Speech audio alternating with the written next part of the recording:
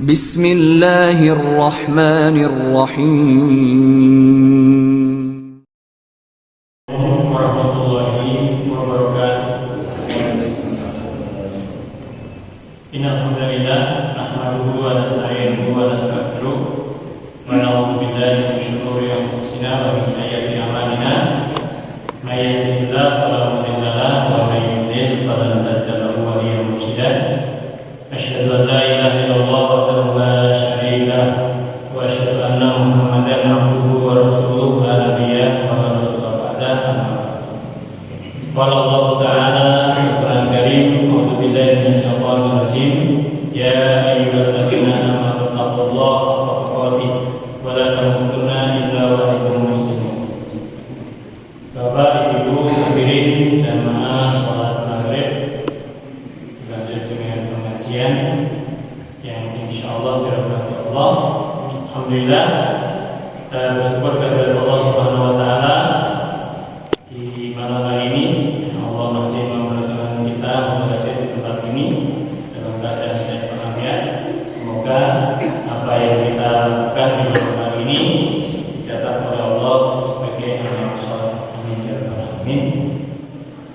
Salam dan salam Allah kita aturkan kepada junjungan kita Nabiullah Muhammad sallallahu alaihi wasallam, kepada keluarganya, sahabatnya, dan umat yang setia menunjukkan sunnah-sunnahnya. Saya sering menyampaikan, bukan hanya saya, tapi hampir sebagian besar umat itu selalu menyampaikan salam dan salam semoga dilimpah kepada Nabiullah Muhammad SAW, pada keluarganya, sahabatnya, dan umat yang setia menghidupkan sunnah-sunnahnya. Kenapa kalimat itu sering saya sampaikan, umat yang senantiasa menghidupkan sunnah-sunnahnya? Karena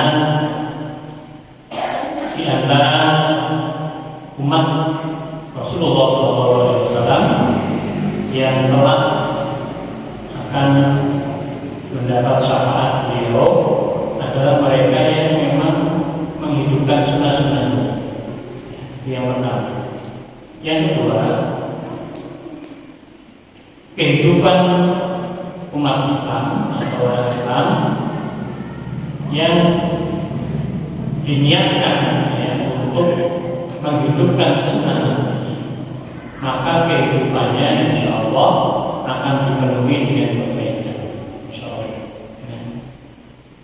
Kemarin dicontohkan sama-sama makan, yang satu hanya mendapat kenyang, yang satu mendapat kenyang dan pahala. Itu yang membedakan ya niatnya. Kalau makan hanya sekedar makan ya mungkin dapat kenyang, tapi ketika seorang muslim makan dengan niat untuk mengikuti sunnah Nabi, untuk menghidupkan sunnah Nabi, maka makan yang dia lakukan itu akan ada nilai pahalanya, nilai yang membedakan. Bapak Ibu jamaah hadirin yang dimuliakan Allah, selain itu satu-satunya manusia yang hampir tidak ada yang tersembunyi secara kehidupannya itu hanya Rasulullah. Sehebat apapun manusia, walaupun hidup di zaman modern ini, itu kita tidak mengenal keseharian seorang tokoh misalnya, ada tokoh yang katakanlah kita anggap bahwa terkenal misalnya, kita nggak tahu hidupnya bagaimana, harganya jam berapa, nggak bisa. Tapi Rasulullah SAW kayak tadi itu mulai cara tidurnya, bangunnya kapan, apa yang beliau lakukan, sampai hitungannya itu dari menit ke menit itu diketahui semua. Panjenengan ya tahu kebiasaan saya di rumah. Kalau panjenengan tahu saya malu, tapi justru Rasulullah SAW kehidupannya semua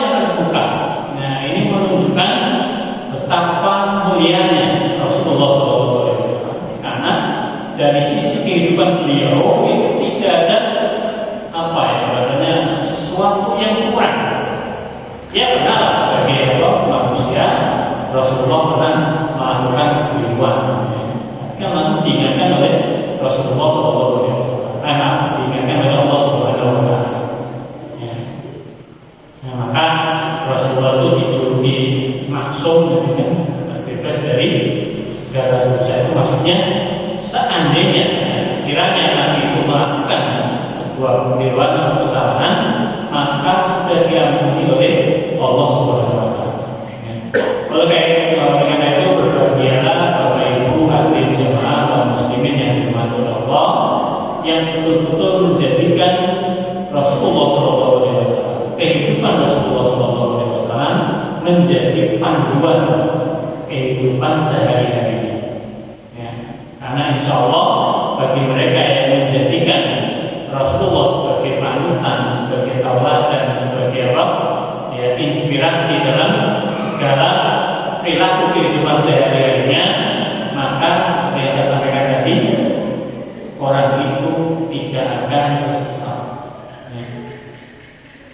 Maka disinilah pentingnya kita semua ya, untuk betul-betul melapangkan hati kita, ya, melapangkan dada kita, untuk siap melaksanakan, siap menjalankan, siap meniru apa yang dicontohkan oleh Rasulullah SAW.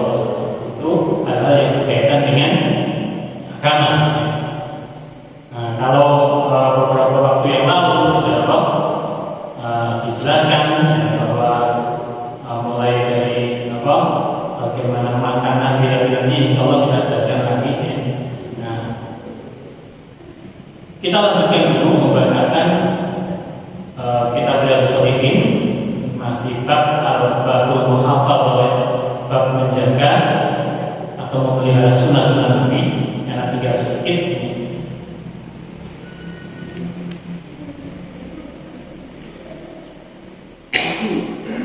Al-Hadiyah Asyara An-Nabi Sa'id Abdillah bin Muwaffaq radhiyallahu anhu qala naha Rasulullah sallallahu alaihi wasallam anil hadath. Hadis yang ke-11 dalam bab ini dari Abu Sa'id Abdullah bin Muwaffaq, semoga Allah meridai keduanya. Beliau pernah berkata, Rasulullah sallallahu alaihi wasallam melarang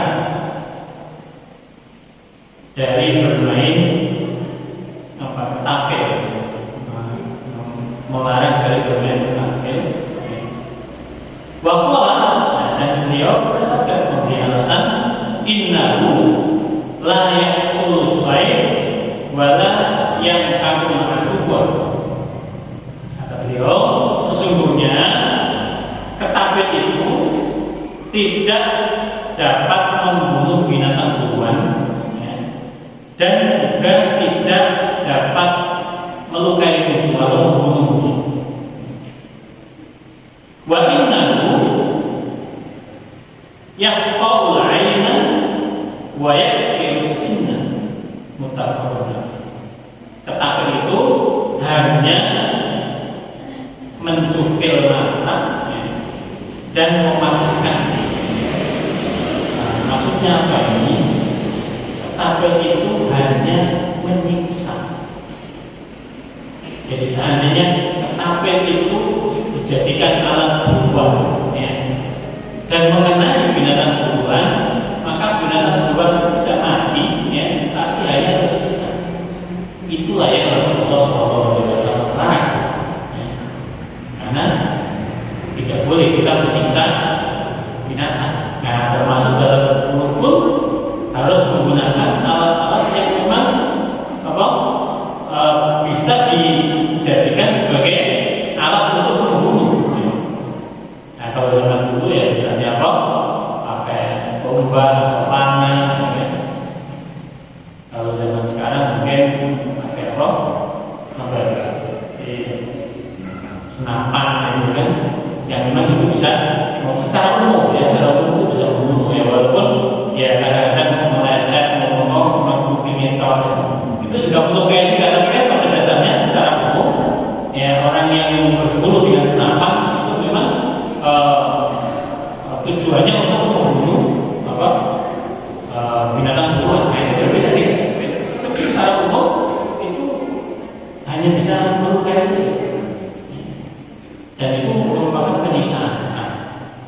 Ini larangan Nabi.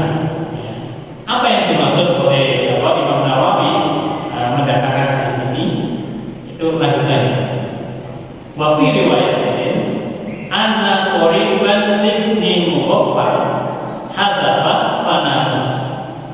Dalam sebuah riwayat bahwasanya ada kerabat Ibnu Mughaffal yang meriwayatkan hadis tadi itu, ya. Itu bermain tebel, lalu dilarang oleh Ibnu Mughaffal. Waqala, dan Ibnu Mughaffal sudah mengatakan, inna Rasulullah sallallahu alaihi wasallam naha anil hadafi. Sesungguhnya Nabi itu sudah melarang bermain tebel. Makanya kamu saya larang. Waqala innaha la tasiku saydan. Lalu Ibnu Mughaffal berkata, saya telah memberitahukan kepadamu bahwa Rasul melarang itu.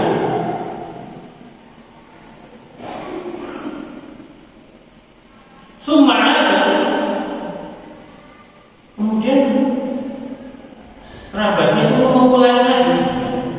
Jadi ketika sudah diingatkan oleh Ibnu Mughaffal, ya, supaya jangan bermain kafir, karena bermain kafir itu dilarang oleh Nabi. Ya, ternyata suatu ketika kerabatnya ini masih bermain lagi bermain kafir. Faqala, lalu Ibnu Mughaffal mengatakan, "Uhadditsuka anna Rasulullah sallallahu alaihi wasallam nahahu, summa nutta ahdathu, la tukallimuka abada." Aku sudah memberitahukan kepadamu bahwa Rasulullah sallallahu alaihi wasallam melarang bermain kafir. Tapi engkau masih juga mengulangi perbuatanmu, maka mulai sekarang saya tidak akan berbicara lagi kepadamu selamanya. Ya. Bapak Ibu hadirin jamaah, pelajaran apa sih yang saya ambil dari hadis ini? Ya. Yang pertama, betapa sahabat Rasulullah SAW itu berpegang teguh dengan sunnah. Ya. Baik, seperti yang sudah saya sampaikan, ya, sunnah Nabi itu ada yang anjuran, perintah, ya, perbuatan, ada yang berupa larangan, ya, ada yang takdir. Takdir itu Nabi tidak melakukan, tapi sahabat melakukan dan didiamkan oleh Nabi.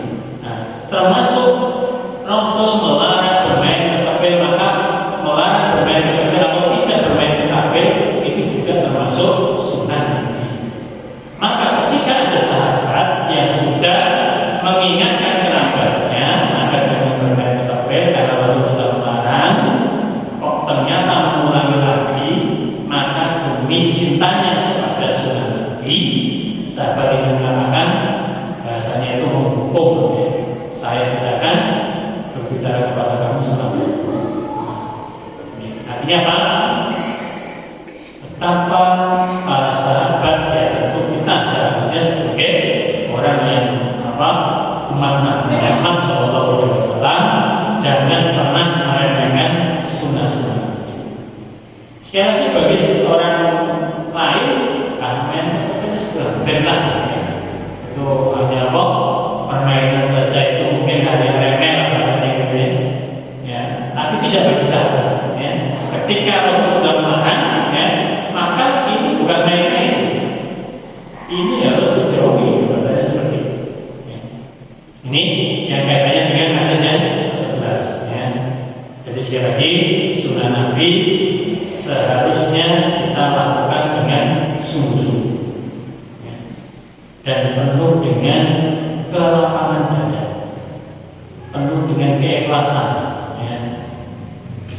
Hal ini sebagaimana disampaikan oleh Umar bin Khattab, ya, dalam hadis selanjutnya ini, wan Abi bin Rabi'ah qala ra'aitu Umar bin Khattab yuqabbilu hajar, yakni hajar al-aswad, ya, wa yaqulu inni a'lamu annaka hajarun ma tanfa'u wa la tadur, wa laula anni ra'aitu Rasulullah sallallahu alaihi wasallam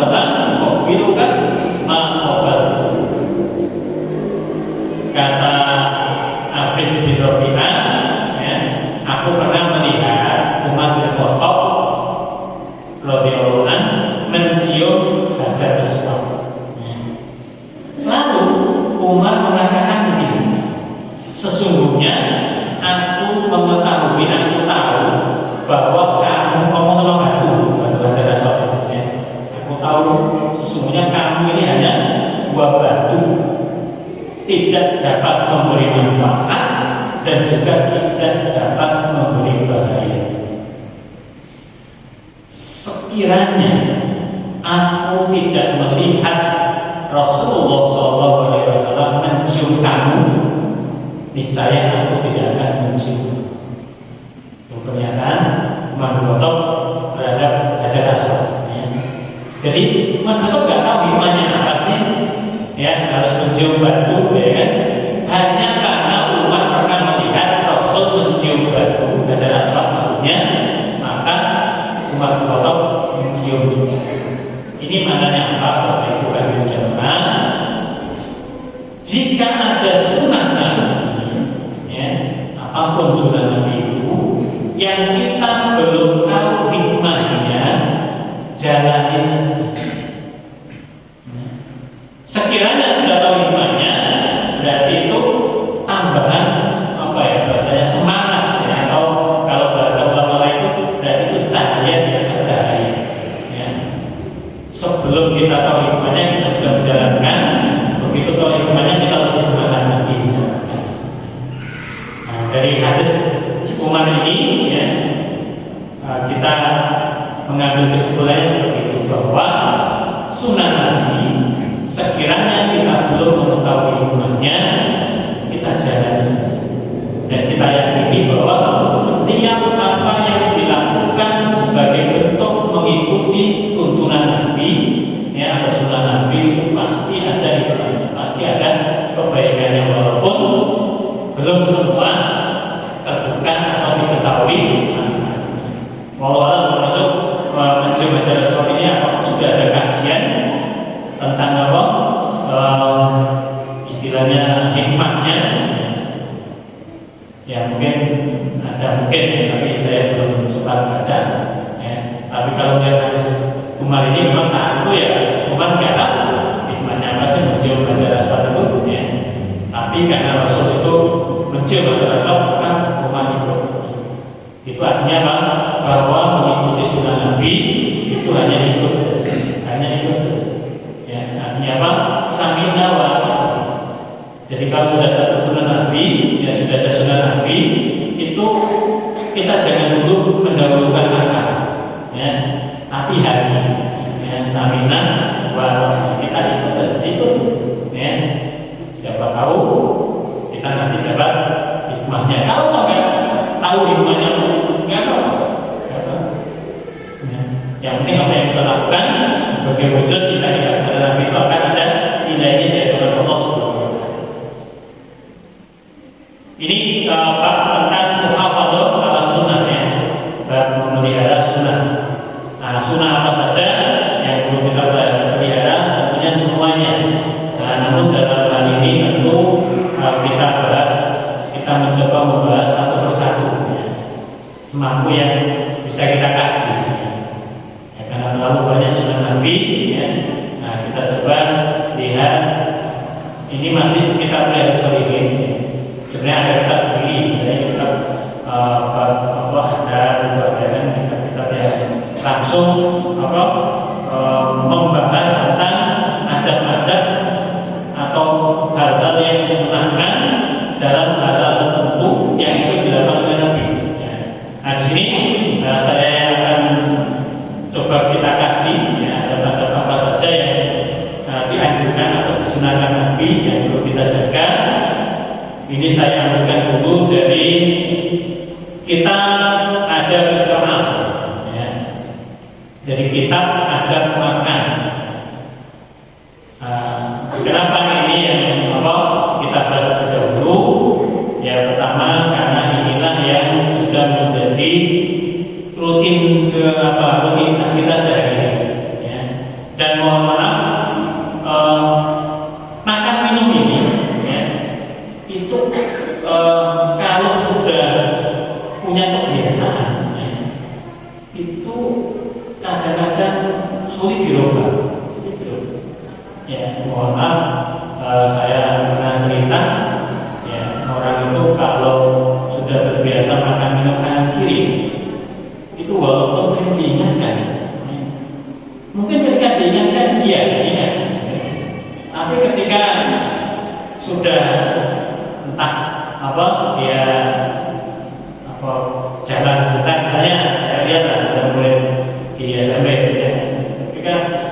Maka nanti kita ingatkan, oh iya. Tapi kadang-kadang besoknya lupa lagi. Kenapa? Kan kebiasaan. Maka ini perlu kita kita ingat-ingat lah bahwa Rasulullah SAW itu tidak pernah makan minum tangan kiri.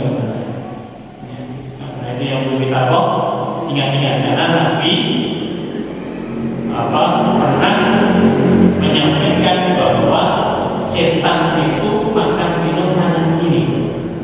Ya, sehingga nggak mungkin Nabi itu makan minum tangan kiri karena beliau sendiri mengatakan bahwa yang makan tangan kiri minum tangan kiri itu setan.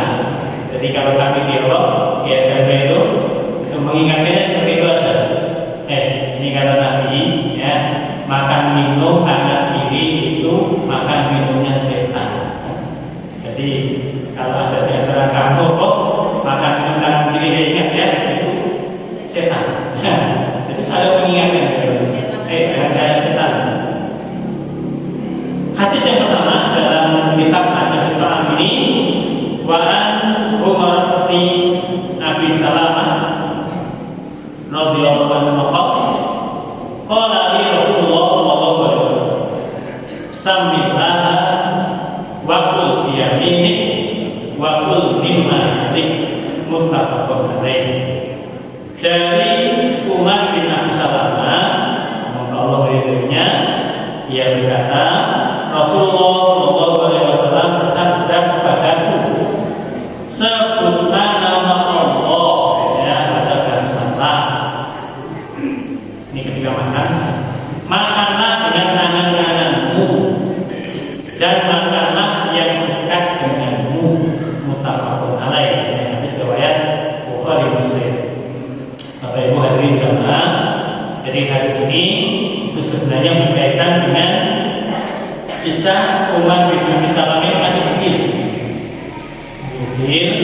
ya, pas ya namanya anak kecil, mungkin karena lihat ada makanan yang enak tapi agak jauh jaraknya, nah dia ambil itu yang jauh itu, Nabi lihat, maka tangan Umar bin Abi Salamah ini dipegang, ya, kemudian diberitahu, ya, sambilah, ya, kalau makan baca bismillah. Makanlah dengan tangan kananmu dan makanlah apa-apa yang ada di dekatmu. Ini etika, ya, etika makan. Kalau makan bareng itu kata Rasulullah makanlah apa yang ada di dekatmu.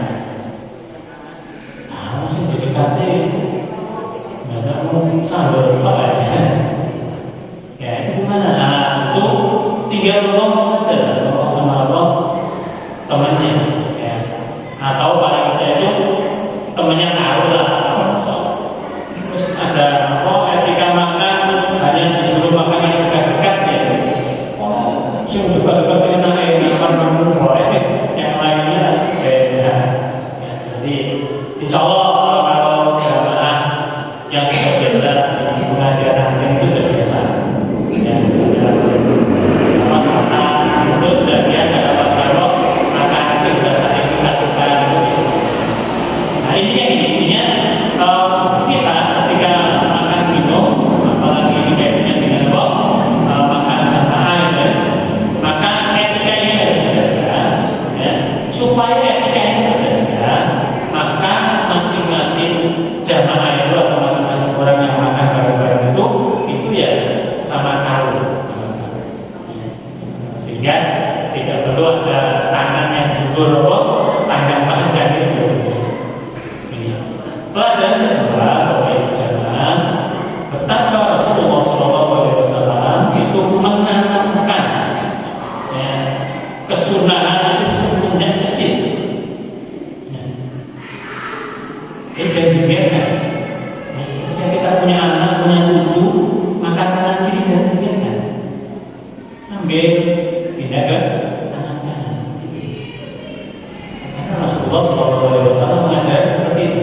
Ya, ketika beliau melihat, kalau nggak salah ini karena anaknya Abu Salamah, ya, Abu Salamah berarti Abu Salamah itu istrinya kan namanya Ummu Salamah. Ummu Salamah itu kemudian dijadikan istri oleh Rasulullah SAW. Jadi Abu Salamah meninggal ya, dalam kondisi Muslim, ya. Kemudian dinikahi oleh Rasulullah Ummu Salamah itu, dan itu memang ada kisahnya tersendiri ya. Jadi ketika Abu Salamah meninggal itu Ummu Salamah sebagai istri sedih gitu kan. Nah, oleh Rasulullah SAW diajari Quran. Nah, kalau ada suami meninggal maka bacalah ini gitu kan. Nah, salah satu di antara bacaannya itu, ya Allah berilah aku ganti yang lebih baik. Nah, kata Ummu Salamah, akhirnya Allah mengabulkan doa saya. Ya, akhirnya saya diberi istri oleh Rasulullah SAW untuk orang yang lebih baik dari suaminya yang dulu.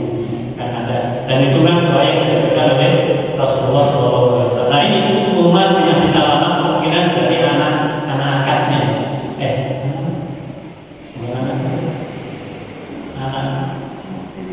Anak tiri, anak tirinya Umar bin Abi Salamah. Waktu itu masih kecil. Umar bin Abi Salamah masih kecil, ikut makan bareng. Ya, mungkin waktu itu apakah saat itu lagi makan di rumahnya Ummu Salamah atau gimana? Biasa Abu Salamah, Umar bin Abi Salamah masih kecil ini ikut. Kemudian ya tadi makanan kesukaannya agak jauh, ya. Nah, dia karena masih kecil akhirnya ingin mengambil yang jauh itu, lalu Rasul ditahan. Dan dinasihati. Dan yang luar biasa, ini pentingnya kita menasihati ketika anak itu masih kecil. Ya. Itu nasihat itu selalu teringat. Peristiwa itu, yang itu kita yakini bahwa nasihat Rasulullah SAW yang disampaikan kepada Umar bin Abi Salamah itu betul-betul merekat. Bacalah basmalah nama Allah, makan dengan tangan kananmu, dan makan apa yang ada di dekat.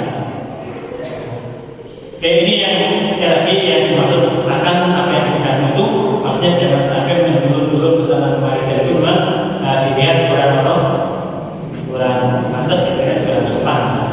Tapi bolehlah sekiranya meminta tolong, Mas, lauknya putar lah ya, atau ada sampainya anggur ya. Anggurnya itu kok di hilir ya. Kalau sekarang kan, kalau zaman modern sudah ada kok yang keliling sendiri makan bareng, tapi lauknya keliling sendiri, udah buahnya keliling. Nah, tapi itu ya kalau di sini ya keliling daerah kelilingkan ya. Kemudian yang juga perlu saya sampaikan, jadi ketika anjurannya ya, ketika jamuan bersama itu disunahkan sebenarnya itu dimulai dari yang kanan. Ya, jadi ketika mengadakan minuman atau makanan itu ke kanan. Jadi searah bukan saya seperti orang tawaf ya, orang ke kanan. Nah, itu sunahnya. Ya, tentu melihat kondisi, tapi kalau memungkinkan seperti itu, ya seperti itu. Ya. Saking pentingnya ini kanan itu kan sampai mana terjadi kan? Jadi saat itu jamuan makan juga, ya, makan bersama. Di sebelah kiri Rasul itu ada Abu Bakar, kalau saya itu sebelah kiri Rasul itu Abu Bakar. Sebelah kanan itu Ibnu Abbas ya, masih kecil. Kebiasaan sahabat tadi disampaikan juga di belakang, biasa betul kalau jamuan makan pada ya, maka sahabat tidak akan berani ngambil makanan dulu sebelum nanti. Nanti kalau sini yang paling kuasa saat itu setelah Nabi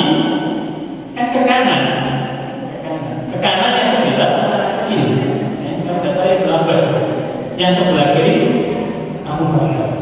Ya. Maka Rasul izin, gitu kan?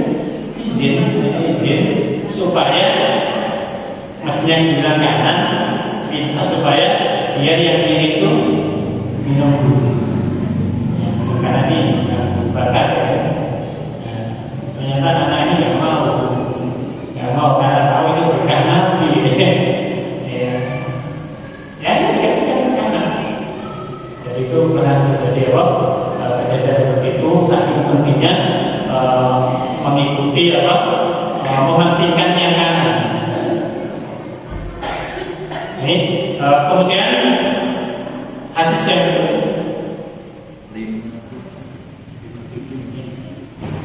yang kedua dalam kitab Al-Quran.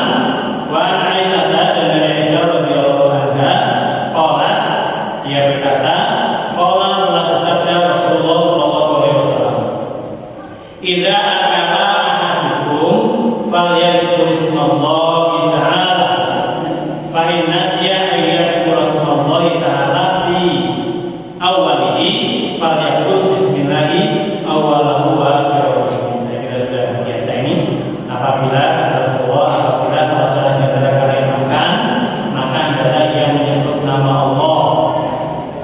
Dan jika dia lupa menyebut nama Allah di awalnya, maka adalah ia menyebut atau membaca doa Bismillahi awwalahu wa akhirahu, dengan nama Allah di awal dan akhirnya. Jadi kalau orang itu lupa baca Bismillah ketika di tengah-tengah makan atau bahkan di penghujung makan, maka segeralah membaca Bismillahi awwalahu wa akhirahu, dengan nama Allah di awal dan akhirnya.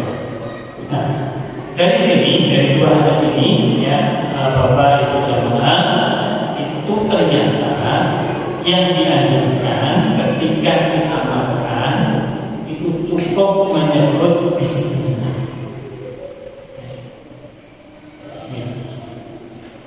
Nah itu Bismillahirrahmanirrahim itu Allahumma barik lana fima razaqtana wa qina adzabannar. Nanti dicek hadisnya ya. Tapi yang hadis yang kuat itu hampir semuanya itu cukup sambil baca dengan nama Allah. Jadi kalau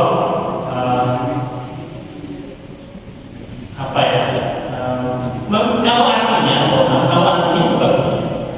Allahumma barik lana ya Allah, berikanlah kami fima razaqtana, dalam apa yang Kau berikan kepada kami dan seterusnya. Tapi ya karena doa itu termasuk salah satunya adalah ibadah, hukum ibadah. Doa itu adalah ibadah ya. Maka kalau ada contoh dari Nabi, ya kita ikuti aja contoh dari Nabi. Doa sebelum makan bagaimana Nabi berdoa, doa setelah makan bagaimana Nabi berdoa, ya kita ikut. Itu berbeda dengan doa yang memang tidak ada tuntunannya. Ya, dan doa-doa yang sudah lepas lah ya, lepas dari tidak ada keharusan mengikuti Nabi. Ya mau saja.